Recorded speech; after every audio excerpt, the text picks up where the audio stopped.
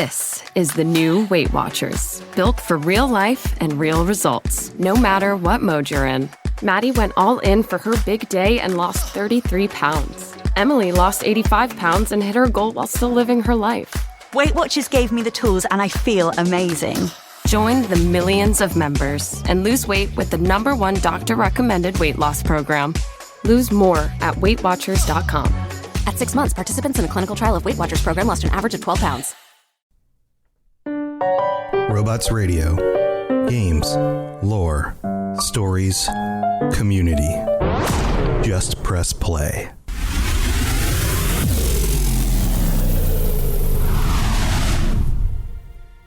Welcome to the Fallout Lorecast, the podcast that explores the boundaries of our knowledge about the world of Fallout.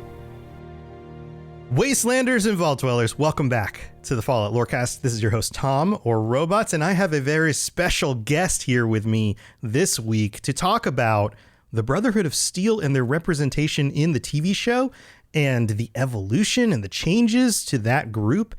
We're going to dig into it with Dave Chaffins. He's my co-host on the Starfield Lorecast. He runs the Rad Rolls podcast, which is a Fallout RPG show. And he's been doing Fallout content for longer than I have, actually. Dave, welcome to the show. How's it going?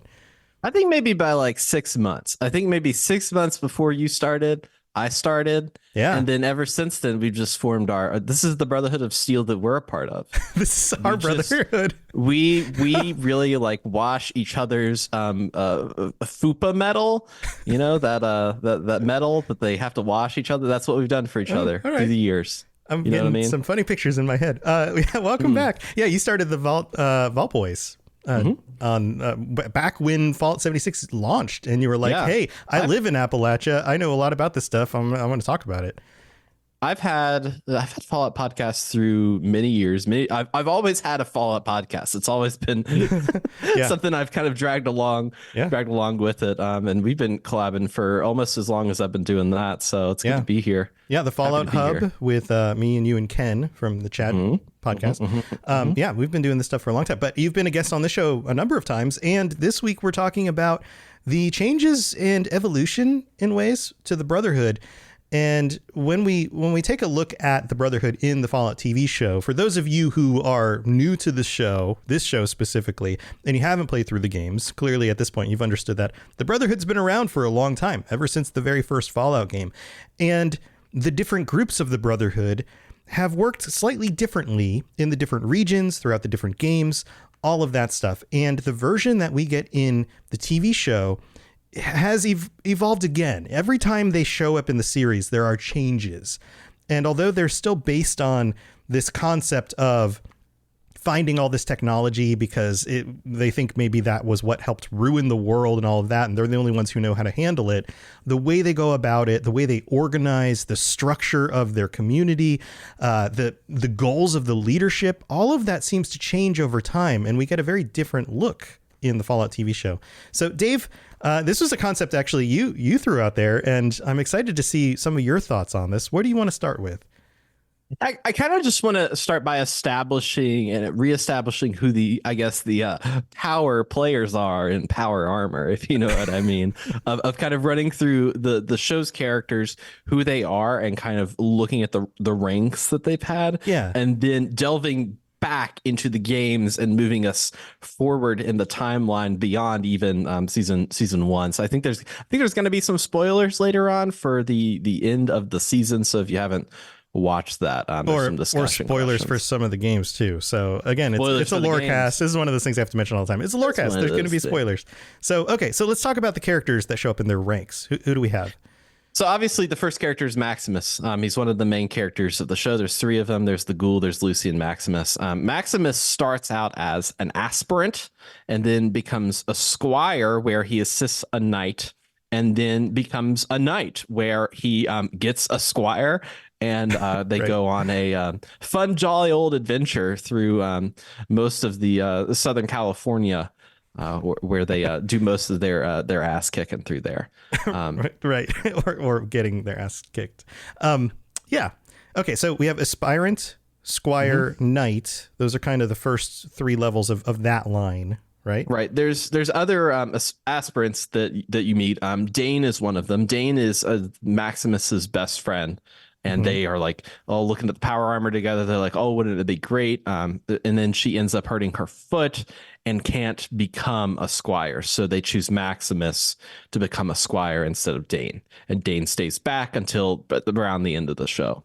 The other one is Thaddeus, who's kind of like his rival. He's the one that's kind of beating up Maximus at the beginning of this. Right. Thaddeus is great. He's such a good character. Thaddeus is honestly, him and Maximus, I think, are my favorite characters of just like that duo of people, because they're both giant idiots. Right. Both of them are giant, just absolutely have no clue of what's going out in the real world and are trying their best to act like they're a part of this like organization with a plan and with like goals and whatever, but they are just like skin of their teeth trying to figure out stuff as they're going along. And they're not very good at it either. It's very entertaining. Yes. No.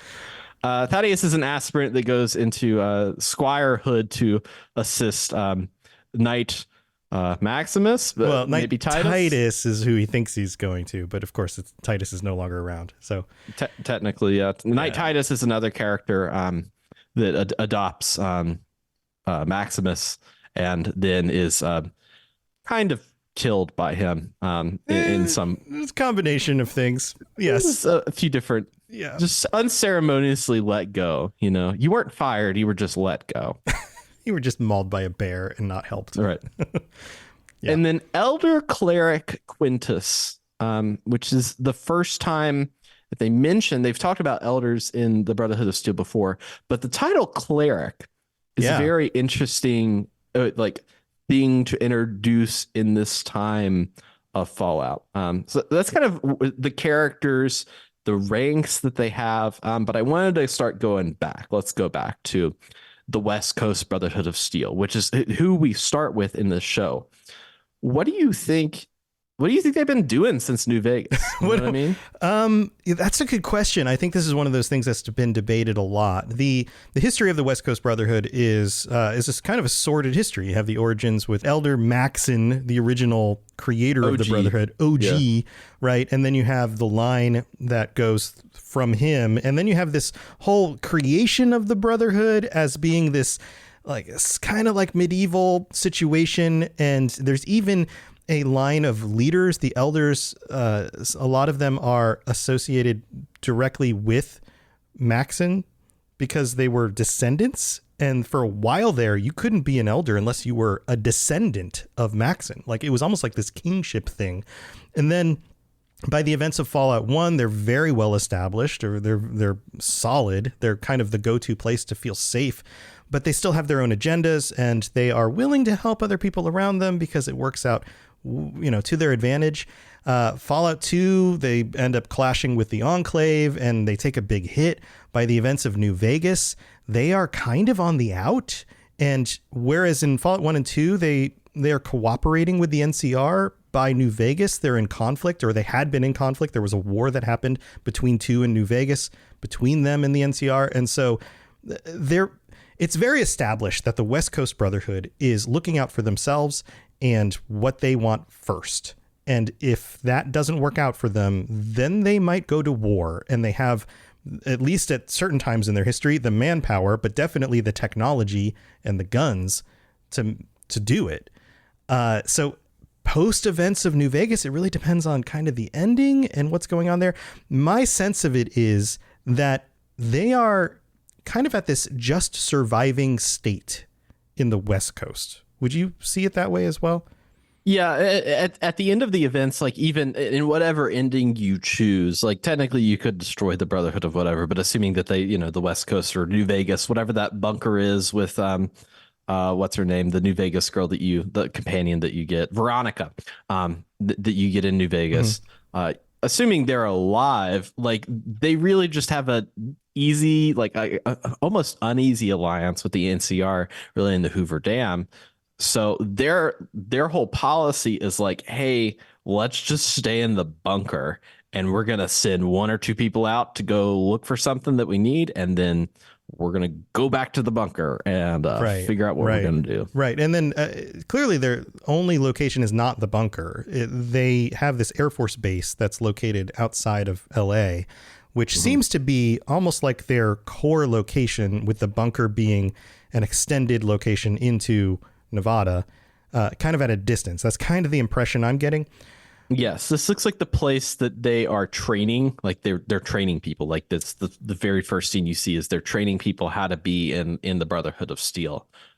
It seems like, but that seems very resume based, because if you're a lone wanderer from a vault, you get put on that fast track pretty quick, if you know what I mean. Once you meet the Brotherhood of Steel. But training the Wastelanders, young people, it seems like that they want to recruit them young and then kind of brainwash them a little bit and throw them in there. You know what I mean? Yeah, and they're not necessarily very kind to their aspirants.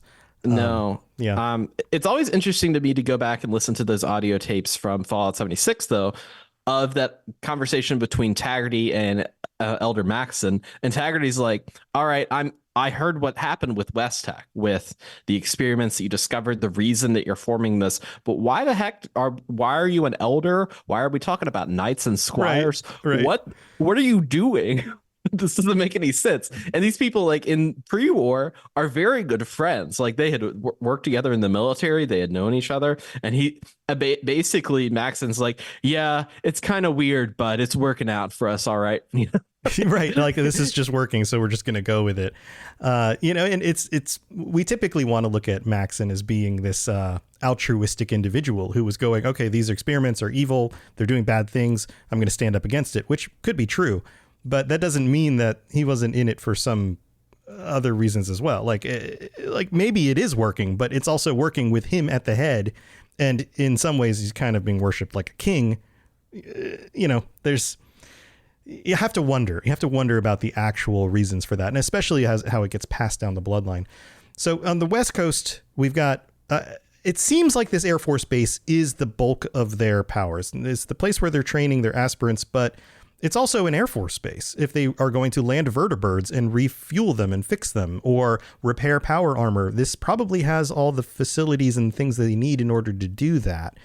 It also seems like they must have established a way to communicate with the East Coast, because it seems pretty much like the other Brotherhood who are showing up are from the East Coast.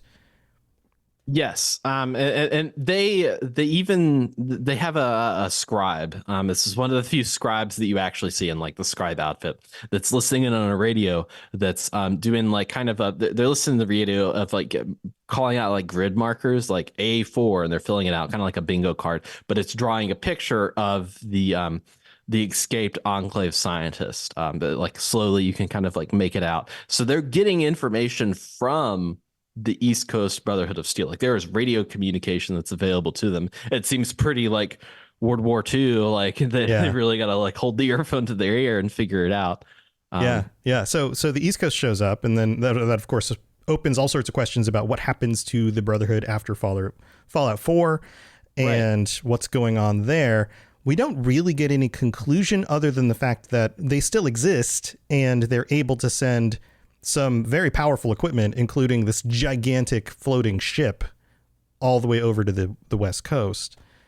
Do you have any thoughts on that? They originally called it the Sarawin. I think that was the name of it. Cassawin or something like that. Cassawin. Yeah. It's not that. It is confirmed. It's the Pridwin. Pridwin. Yeah. Right. It has the name in the show. It's on the side of it. It's the Pridwin. It's interesting. It's interesting to me to watch and follow Knight Titus, because if we remember back in Fallout 4, one of the most beloved companions, I think, of most of the Fallout games, Paladin Danse, the Buzz Lightyear himself, has an internal struggle about what the Brotherhood is becoming. Like he himself, spoilers for Fallout 4, is a synth. What does that mean when he holds these values so dear? Can he still be a part of that if he's like, at his core, very different from what the Brotherhood, instills that people should be? They want to kill all the synths. They want to kill all the ghouls. Like, this is something that they have come up with. Like, it's not like first on their priority list, but it's definitely on down there of saying, hey, pre-war technology first, and we're also cleansing the wasteland. And following Knight Titus, who does have a little bit of a Boston accent when he's That's true. Yeah, even the actor is known for playing characters that are very much, these Bostonite characters. So yeah, absolutely, good catch. It seems like that this detachment that they've sent over are fanatical Warhammer 40K Space Marines. Okay, it's legitimately they're the tough, rugged, ready, kill everything squad who has been doing that over in the Boston area. And is it Bostonite or is it Bostonian? Bostonian. Is it Bostonian? Okay, Bostonian. Something. But yeah, maybe that is because that's who the East Coast Brotherhood has become. Maybe they've gone real focused into this whole cleansing thing, and so now you have these just like knights who just don't give a damn. They're just like, even the moment where he's like, I'm bored, sit me down, I want to shoot something, right? They're just guys in power armor that just like shooting things, and that's very useful if you're trying to cleanse the wasteland. It's not very useful if you're trying to repair relationships with like the NCR or somebody like that. So let's go back to Fallout 4 and the nature of that brotherhood. We have this organization that's very different from the organization in Fallout 3. Lion's Brotherhood in Fallout 3 is way more welcoming to other people. They're more tolerant. They're looking for they're carefully considering what's going on. They're standing up against the Enclave, but they're altruistic. They're altruistic. They're more helpful to the people around them in their community, things like that. The Brotherhood in Fallout 4, the Boston group, is not. They are not like that at all. I wonder if that wins out, and then they are the ones who are now coming back to the West Coast to also cleanse the West Coast. I think that there's something to be said about we talked about Elder Maxon, but the current Elder Maxon is the first major elder in the Brotherhood. He's the youngest elder to ever be declared that in the Brotherhood. He's from the progenitor line of Maxons, and he has gotten all these wins in Fallout 3. He essentially cleansed the capital wasteland. That's some of the information that you pick up in Fallout 4. Like, he's big stuff over there. He's done all the stuff. He defeated the Enclave single-handedly. He did all this stuff. Like, he is claimed to be the next big thing. And what happens in a fanatical order when you get somebody who is kind of the poster boy for it? You develop a pseudo religion. Yeah, it seems like to me at the end he's of it, the new Jesus of the Brotherhood. They didn't have the clerics in the Fallout TV show are taking incense and slinging it around like we're at the good old Sunday school worship service. Right. What are they worshiping? Who was their religious leader? That's an interesting point, because they've always had this kind of monastic quality, this idea of this knighthood and almost like a monastery kind of quality, but it's never been to this extent that it's appeared as religious. You can have non-religious monasteries. You can have people who decide that they want to be ascetics and just live in the wilderness by themselves or whatever, and for non-religious reasons, just for personal reasons. But this whole thing with clerics is very different. And it's the first time that we see it in the series of games at all. You were talking about aspirants and squires and scribes and knights and elders and things like that. We have, from the very first game, we have squires, scribes, knights, and elders. Those are in Fallout 1 and Fallout 2. We don't have clerics, and we also don't have aspirants. Aspirants first show up in Fallout 4, as far as I'm aware. So the fact that there are aspirants means that this is a continuation of that concept of the ordering of these different levels, these different ranks. But the fact that now we have elder clerics also implies that there might be lesser clerics. That cleric might be kind of a sideline. You could become the equivalent of the squire level cleric, and it's probably called something else. We just don't know what that is yet. And some of these clerics can raise in the order to elder because they've served and they're maybe good leaders or whatever, but they didn't necessarily come from the knight line. Or maybe they did. Maybe you can be a knight and a cleric. We don't know. That's very true. I think about how the Crusades happened in our actual history, in real life history, not Fallout history, of the Pope essentially coming together, making a statement, getting together with these world leaders, and coming together and saying, "Okay, we're gonna go invade Jerusalem. It's going to be a pilgrimage for you because this pilgrimage that you're doing is going to get you closer to God. But there's also going to be wars happening along the way that we're killing heretics in order to get to heaven in some cases. Right. Yeah, it was being sold. Yeah, this seems like to me of Fallout 4 coming into the TV show. This is a crusade. Like, we have gotten a crusade of people. And if there's a crusade happening, that means there has to be like somebody at the top of it. So I'm curious if in like upper echelons of the Brotherhood, if Elder Maxon has become kind of a religious leader, papal figure. Yeah, maybe that's a good question. All right. Not necessarily his own like God, but in that like, he knows he's like the one that listens. The Pope of the Brotherhood. Pope of the Brotherhood. The Brother Pope. Hey, Bro Pope. All right, we got to take a quick break and thank our patrons and read some of these new reviews. There's a bunch of reviews that have come in. I'm going to splice them up. We'll hit a few of them today, but we'll get through them all eventually. And then we're going to come back. We've got some more questions and thoughts on the Brotherhood, so don't go anywhere.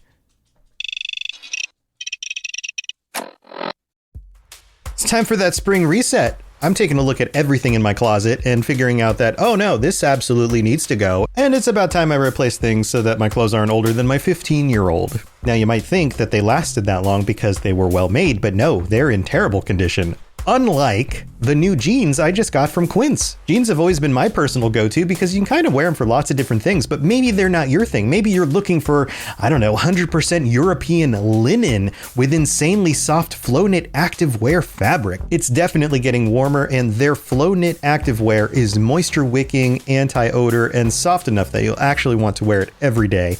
So pick out what you want. You can't go wrong because they have prices 50 to 60% less than similar brands. And like I said before, they are high quality. I continue to wear their clothes all the time, and I know that these new jeans are going to last me a lot better than the other things in my wardrobe. And on top of it, they look great. They're so comfortable. And I spent just as much on the jeans that I am now cleaning out of my wardrobe. So if you're looking for something better, just all around better, go check out Quince. So go do it right now. Refresh your wardrobe with Quince. Go to quince.com/falloutlore for free shipping and 365-day returns.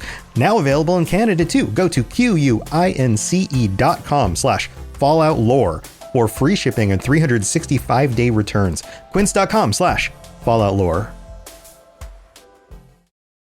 This is the new Weight Watchers, built for real life and real results, no matter what mode you're in. Maddie went all in for her big day and lost 33 pounds. Emily lost 85 pounds and hit her goal while still living her life. Weight Watchers gave me the tools and I feel amazing. Join the millions of members and lose weight with the #1 doctor-recommended weight loss program. Lose more at WeightWatchers.com. At 6 months, participants in a clinical trial of Weight Watchers program lost an average of 12 pounds. Hello there, old chap. Good to see another of General Atomic's finest, still eager to serve. All right, welcome to our new patrons, including Chance W, Zyro, Hild, Nicholas S, Nate V, Christian, Roger M, Hambone C, Exo, and Exotic Mix. I think I mentioned Exotic Mix last time. Sometimes the dates overlap on the day I record, and you get 2 call outs. It's no big deal. But thank you. Welcome to the Patreon. I'm so glad that you are here. I hope you're enjoying all the things that you're getting, ad-free episodes, and some of you will be getting stickers and t-shirts and joining us on Patreon chats, all of that stuff. Welcome aboard. If you're interested in helping out and saying thanks for all the content, helping you get through your workday or your commute or whatever, head over to patreon.com/followlorecast. Go check out everything you can get. Also, we have to shout out our Sentry bots, Germinator and Pluto. Thank you so much for your support. Thanks for being here. And we've got some reviews. If you leave a 5-star review on Apple Podcasts, we'll read it out on a future episode of the show. Just like Lena M905 in the United States, who writes, obsessed. I've started to get into / understand the world of Fallout because my boyfriend was getting excited about the show coming out. I had no idea where to start because when it comes to a video game, I have to know every little detail about the lore, and I get pretty picky about my podcasts. This podcast was an amazing discovery. If you're looking for the Fallout podcast that really dives deep, I'd say start here. Super easy listening, keeps you hooked, and makes you think. It's made me excited to play the game and watch the new show. Thank you, Lena.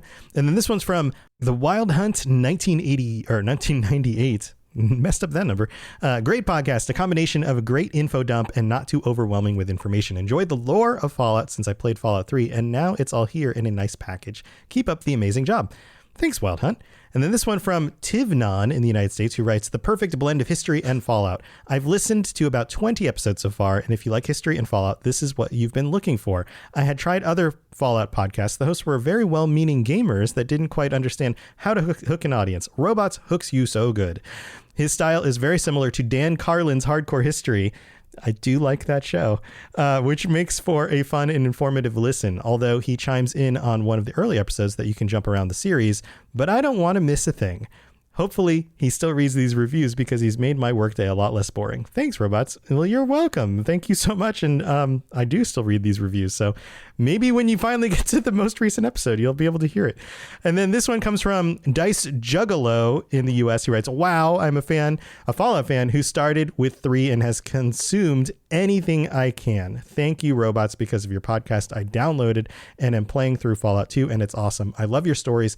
Don't stop. You're awesome. Well, you're awesome, Dice. Thank you so much. Thanks so much for those, and we'll get through the rest of them in a future episode. But you can still leave reviews, and we'll read them out. You can also rate the show on Spotify. 5 stars on Spotify helps a ton, and you can share it with your friends. So thanks for being here. All right, let's get back to the conversation with Dave. Here we go. If you have any questions about Nuka World, I'd be delighted to answer them. All right, Dave, we're back talking about the Brotherhood. We've talked about the West Coast. We've talked about the East Coast. We've got some speculation here about what is actually going on. They're back in communication with each other. And then this idea of like a pope, this religious order. It seems like they are shifting into an organization that they never intended to be. Do you get that sense? Yes, it seems like the worries of the original worries of OG Elder Max, and I don't there's 2 Elder Maxons, the current one and the OG. This is OG, and him saying the American government is doing some crazy, really crazy stuff. We need to protect everyone now from all of that stuff. So we've got to go out and figure out what's going on with these super mutants. We need to go out and find all this pre-war technology. We don't want it falling into the hands of other people to cause essentially the Second Great War. So they're trying to prevent, like their original goal is to prevent the Second Great War, which is a good idea of getting technology in the hands of people who know what's going on, who have the purpose of saying, okay, this is under our control and nobody's going to touch it because it's incredibly dangerous. Like if we start removing dangerous things from a world that has 0 laws, I mean, to me, that sounds pretty good. You know what I mean? Yeah. The idea in and of itself is not a bad idea. It is an altruistic plan in order to try to help people. The difficulties with that idea are always when it comes to who has the right to make decisions for other people. That's always the dilemma. And then you have the order becoming more religious, which clearly is with incense and clerics and things like that. What are they worshiping? Are they worshiping technology itself? Are they worshiping some deity? I don't think there's a deity that they're worshiping so much as just an ideology. But then you also, and this is another thing that occurs to me, they're somehow tracking the Enclave and the advances of Enclave technology. And so they must have a fairly clear understanding of at least roughly where the Enclave still exists. And it could be in multiple locations.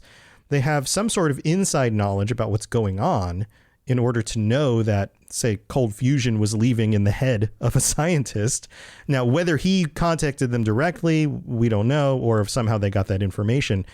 But it opens up an interesting dilemma between those who are worshiping technology and a group of people who also think they know what's best for the country, the Enclave, and the clashing of those things again. Like, this feels like it's leading to something not only in the show, but in the next Fallout.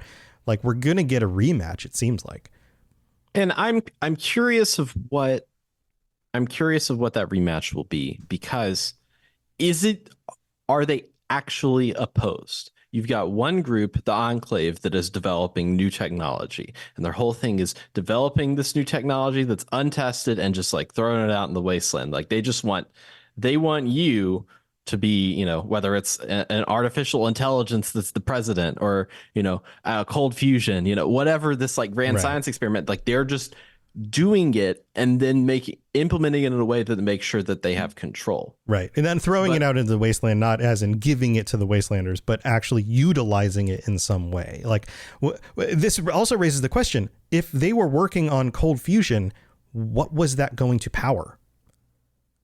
Right? Like, if obviously power is beneficial, they still have fusion cells and all sorts of, you know, remnants of the old tech, heck, atomic bombs, all sorts of things.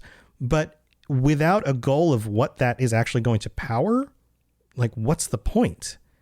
And so it raises the question of the removal of that. Like, clearly their scientists have a breakthrough. They create cold fusion. One of them, Wilzig, decides that that is too dangerous, or it needs to be removed from the situation. Why would he risk himself to do that unless he understood what that was going to power and the danger of that? That poses questions to me. And so the connection to the Brotherhood there is it's going to power some form of technology. The Brotherhood might be aware of what that technology is beyond just the cold fusion itself. And so they're now trying to step in and mitigate that. And it might be that. My theory is that the Brotherhood probably has some sort of spy in the Enclave, or some, not necessarily a spy, but a connection. That what they're doing is, when things escape from the Enclave, like, their natural order is to go out there and find it. The Enclave's not looking for the scientists. There's no member of the Enclave that is looking for the scientists in the television show. They don't go out and find him. The only people that are trying to find him are the remnants of the NCR and the Brotherhood of Steel. And of course, our main characters, because of, you know, Steel and Dads and all that jazz. Right. That's an interesting point. I have to wonder if the Brotherhood has somebody on the inside of the Enclave to know when something like that leaks, then it could be possible that Moldaver, or somebody she's working with, also has connections to the Enclave and is willing to. I don't think Moldaver is the person who is connected to the Enclave, but somebody who works with her, some NCR member, is also on the inside of the Enclave and was probably waiting for that to show up in order to return it to the Enclave, because they knew where, at least they had a sense, it seems, that of where he was going. Maybe not. I don't know. There's so much speculation about this. Right. And so my thing is the Enclave, you know, is it using the Brotherhood, or is the Brotherhood of Steel working with them to say, when our science gets out, we don't have the resources to go track that down, but the Brotherhood of Steel does. And all they're going to do is take that and stow it away somewhere for themselves. And some, like, they're already powerful enough because, you know, they've lost to the Brotherhood of Steel a few times. The Enclave, so they're like, lost, you know right, what we're great at is making up technology. So we're just going to go off on our own and do that thing. We're not going to focus too much on military might until we have a clear advantage. So the question, the kind of the theory I'm wrapping my head around is, how much do the Enclave and Brotherhood of Steel work together? There's got to be something there. You think there's a connection there? This could be another one of those things where, like, the corruption of one group is because of the influence of the other group. And even though early on they seem diametrically opposed, they become closer and closer, because the distance between, we want to tell everybody else how to live their lives, even if the how to live their lives is different, there is a lot of similarity between two different groups that want to dictate and control everyone else. Those two things have a lot of things in common, even if the nuanced differences are small. Yeah, maybe there is a connection there. I don't know. We're firmly in speculation territory here. Like, I love living in this ether. This is the ether I live in. This is my this is my classic, you watch, it has a very similar like mystery cycle to Westworld and other shows that have come before it, where it's like, you want to know what's really happening in Vault 33. You want to know what's really happening with the Brotherhood of Steel. Like there's layers to everything. That's one of the things I think this show does very well, is there's layers to all of it. So they don't show everything in our hand at first. Right. Like, you don't know, like nobody knows where Moldaver came from. Clearly it's the same person from, right. back She, in the timeline, from 200 years previous. But how did she survive? How did she live that long? Was she in a vault? Is she connected to the Enclave? And that's how she survived. What's actually going on there? I think another interesting question is, if this group does come over from the East Coast, which it seems like they do, the Brotherhood group, they're being led by Quintus, Elder Cleric Quintus. They're not being led out in the field by Maxon. There are only so many elders. Maxon himself, this is a very important thing. This is cold freaking fusion. Maxon himself doesn't lead the group out. He stays. The Pridwin is their base in Boston. At least at the end of Fallout 4, or during the events of Fallout 4. So where is Maxon? What is he doing? And who is Quintus? And also on top of that, is an Elder Cleric the same level as simply Elder? Or is it a sub-level of Elder? Is it considered the same thing? Is there a new level? Like you're saying, maybe there's like a Pope level, Pope Maxon. Right. Has Elder Maxon move up and is now centralized everything around him? Yeah. Because originally, like, the West Coast and the East Coast were kind of like two divisions. And it was like, all right, you guys are over here, you do your thing, we'll be over here doing our thing. If we need each other, we'll come get you. But otherwise, was there like a reunification? Maybe that's my it. Question. What if he reunified the Brotherhood across the country, and because he was the reunifier, he leveled up to this higher rank because you have elders on both sides. He's the reunifier, so now he is the prime elder or something like this, or Pope. Yeah, maybe something like that happened. That's my theory, and I don't think that he would be in Boston anymore, because he was just there in Boston to oversee an operation to get the Institute. He's not from there. He's from the Citadel, which is the Pentagon in Fallout 3. Yeah. And that's where they're based, and where they're like in the courtyard and everything, where they're training all the people, where they normally store Liberty Prime, where they have all of their, like, unless, discounting the end where you can blow it up by using the Enclave rover. Sure. That's their main base. To me, it feels like, because they've like secured in Fallout 4, they talk about how great a job they did with the Capital Wasteland. They're like, we're good. We're out here because we got bored. Right. We got bored in we the need Capital other Wasteland. stuff to do. It was too easy. So now we're here. So in the years between Fallout 4 and the TV show, the Brotherhood reunifies with the West Coast. Clearly, Maxon may have been the catalyst for that. Like, we're done with Boston. What's the next goal? Let's reunify. Maybe the West Coast has information or technology that we don't know about. Let's make sure we're all under one banner. And the reunification of that is seen as some glorious success. Maxon is now semi-worshipped, or at least raised to a higher level of rank, and is not the one who goes out to do these missions anymore. Sends out Quintus, go do this thing. But in the show, we clearly see that Quintus he seems to have his own plans for how things are going to play out. I can't tell if Quintus is a part of the big plan or if he has his own plan. It seems like he might be willing to rebel against the organization as a whole to gain his own power. That now that he's out here by himself, quote unquote, by himself, out on the West Coast, where the people on the East Coast can't really control what he does, if he consolidates power for himself, then there's no problem with that for him. He's like, well, I'll become their supreme leader over here, especially now that they have cold fusion. That may have been his thought from the beginning. Maxon trusts him to send him out there to try to get the cold fusion, bring it back to the East Coast, or, at least consolidate it under Brotherhood power.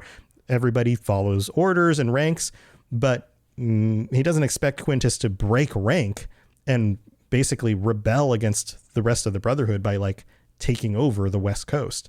And with the power of something like cold fusion, he may have the ability to do that, because what's the East Coast going to do against that much power? I mean, there's not much, and he has secured the power vacuum that was there because the NCR is gone. Yeah. And he just, and you know, spoilers for the last episode, he kills the rest of the NCR, all of the like core people. Or at least the LA group of them. I think we could probably assume that there are still other groups of NCR out there, but the remnants of the LA group is, you know, barely surviving at this point, and he comes in and removes them. They're no longer a part of the equation. Who else has any power in that part of the world? Nobody. Unless the Enclave all of a sudden come out of hiding in mass with some new tech or manpower or something. I don't know. Yeah. I think you've hit the nail on the head with that. I think that they are. Quintus is a part of this. Quintus has some selfishness to him. Absolutely. Right. He wants to wield Maximus as his sword. He wants to be the brains, and he wants to wield everyone else as the sword. And yeah, so maybe the show doesn't actually go to a rematch of the Enclave and the Brotherhood. Maybe the culmination of the show is West Coast versus East Coast Brotherhood. I mean, this could be the case. You know, kind of like looking into where like Maximus himself is. Maximus still cares a lot about Lucy and wants to go. Like, he wants to go find her and figure out what's going on. Like, that's his personal motivation. Right. So how is that going to tie into the New Vegas season 2 of that? Well, who's the other biggest power on the West Coast? Right. House. Mr. House. Mr. House. He's the only thing out there that's even, unless the Legion somehow has prevailed or survived. But I mean, you could even draw a line back from the West Coast to the East Coast, and who do they have to go through? They've got to go through Mr. House. They've got to go through the Legion. They probably have to go through super mutants and the Enclave at some point. But they have to go through all that Brotherhood tactics build they went through. You know, the Brotherhood tactics, the rumor of anything being in Chicago. Yeah, they got to go fight Van Buren. You know, all that stuff. Van Buren shows up as a character. Ha! I am Van Buren. You will not get past me. Like, what? All right. Those are some deep cuts for those of you who have been listening for a while. All right, Dave, I think we're at the end of this. Any other thoughts on this? I'm very curious. I think the best, like, outside of course, Lucy and Maximus are probably the best, like, I think, like, duo relationship. I really, really love Thaddeus and Maximus together. Yeah. I think Thaddeus is a really great, like, a really fun character and has this, like, kind of like shitting grin about him that I really like. I'm curious to see where he ends up. Well, I was speculating with Lady Devon that the serum that he took doesn't turn him into a ghoul, because ghouls don't just heal from everything, right? Right. But super mutants might. And are we going to see him as a super mutant in season 2, or at least in transition to being a super mutant? Could be. Super mutant Thaddeus seems hilarious. What if he retains a semblance of like himself for a while, and he ends up like being a character, like an actual character, you know, like Strong or somebody like that, who's like, you know, like, oh, and he like talks and things, but like still has a little bit of a self-awareness. I love it. I'm very curious to see where they're going to go, because they have kind of like reformed this faction. Like, this faction is markedly different from the beginning of show to the end of the show and what we thought they were capable of. That seems like something that they're not afraid of playing with. So I'm curious of season 2 where they're going to go with it. Yeah, I also think that the inclusion of more religious elements also makes them more dark in a way. Yeah. You would like, it's that contrast of like, oh, well, they're religious, so they're probably good guys, but nope, they're murdering everybody. They're the bad kind of religious. So yeah, I think that inclusion was a good choice. So yeah, we'll have to see where it goes. And Dave, thank you for joining me again. Feel free to share stuff you've got going on, ways that people can check out your content, things you're making. Yes. So the latest Fallout game, the newest Fallout game, is actually a tabletop role-playing game. It's a Modifius's Fallout the role-playing game. I've been playing this game for 2.5 years, and I have a bunch of recorded sessions on Rad Rolls. We finished up a New Orleans arc where we went through all the different areas in New Orleans and did a whole the Brotherhood of Steel that was there. The Caesar's Legion was there. There was a lot of different stuff going on there. And now we're doing a second campaign set in Kansas. That's a really fun story involving some of the Enclave, possibly. Some pyromaniacs, kind of Mad Maxy vibe, kind of Wizard of Oz vibe. It's a lot of fun. So if you're interested in that story aspect, we have a ton of episodes. If you're interested in learning the game and like learning what that is, oh, here's this Fallout game that I can like go play on my own. It's a great way to get introduced to that system. So we're Rad Rolls, RAD ROLLS. We're on podcast services and YouTube. We have a newsletter you can sign up for to get the latest updates. And I'm doing my first con appearance, which will be in the newsletter soon. Awesome. More details on that information. Awesome. Well. Awesome. Yeah, I hear you've got a lot of new listeners for the show too. So oh yeah, glad it's baby. taken off. Yeah, yeah, dude. Getting that good SEO. Love it. That's right. All right, man. Well, thanks for being here. And of course, you guys know my stuff. Robotsradio.net. If you're looking for other shows, if you're into Bethesda games like the Elder Scrolls, there's the Elder Scrolls Lorecast. There's the Starfield Lorecast with me and Dave. We're on hiatus now until the next big update because there's only so much lore to talk about so far. But we'll be back with more content later. But there's plenty of content if you're just getting into Starfield, if you want to listen to that. And lots of other stuff from other hosts and other shows over at robotsradio.net. Go check that stuff out. Thanks for tuning in. And also, I didn't mention this during the show. I probably should have. I usually do this. If you have theories about the stuff that we were talking about today, we'd love to read them. Pop into the Discord. Let us know your thoughts and what you predict will happen. Who knows? Maybe you'll hit the nail on the head. And when the second season comes out, we'll be like, oh my God, somebody predicted this. That's amazing. They're a prophet. They're next to the Pope. They're an elder cleric who's also a prophet. All right. Thanks for being here, everybody. Stay safe. We'll see you next time. Laters. To plug into everything else we're doing, check out robotsradio.net. Reach out to me on Twitter at robots_radio. Check out the Robots Radio Rocket Club, where you can join me and a bunch of our other creators creating your podcast, starting a new podcast, or helping your current podcast grow. There's more information about that on robotsradio.net as well. And you can always talk with us and the entire community, over 2,000 people on the Robots Radio Discord. Come join us. We'd love to chat with you. See you guys next time.